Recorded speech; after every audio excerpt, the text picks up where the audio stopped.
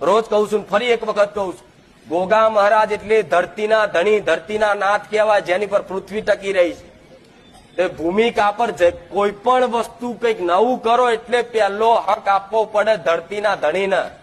તમારી કુળદેવીની માતાને કદાચ બેહાડવી હોય, પૂર્વજને બેહાડવા હોય કે ગમે તે દેવને તમારે ઘેર બેહાડવા હોય ને, તો પેલા ધરતીના ધણીના હકનો એક નારિયેળ, એક સુખડી ને એક દૂધની વાડકી ધરાવી પડે. આ પાકો કરાર ટેક્સ છે.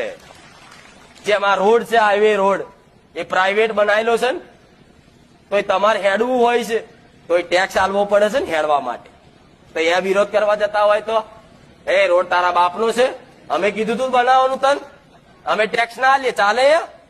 તમારી ગાડીને જવા દે, રોડ બનાવેલો છે, એમને જવાબદારી આલી છે. કોઈ પણ નીકળે એટલે ટેક્સ લેવો, તો તમે અહીંથી નીકળશો તો તમારે જો ટેક્સ નહીં આલો ને તો કાયદેસરની કાર્યવાહી થશે કે નહીં? એવી ધરતીના ધણીને ગોગા મહારાજને મારા ભગવાને વરદાન આલ્યું છે કે યુગના યુગ સુધી તું ધરતીનો ધણી તરીકે પૂજાઈશ. અને આ મારું વરદાન છે, મારા વિષ્ણુએ આવું વરદાન આલેલું છે. અને આ વરદાન આજનો માણસ મિથ્યા કરવા જાય એટલે એને એનો દોષ લાગે ને, કે છે ભગવાનનું આલેલું વરદાન મિથ્યા થાય તો આ તમે એના અસ્તિત્વ પર શંકા કરો. કોઈ ગોગા મહારાજ ના નડે તો એ નડ્યા વગર નહીં રહે, એને હાજરી પુરાવા સાબિતી આલ્યા વગર નહીં રહે. એટલે એને ટેક્સ આલવો ફરજિયાત જરૂરી છે ને.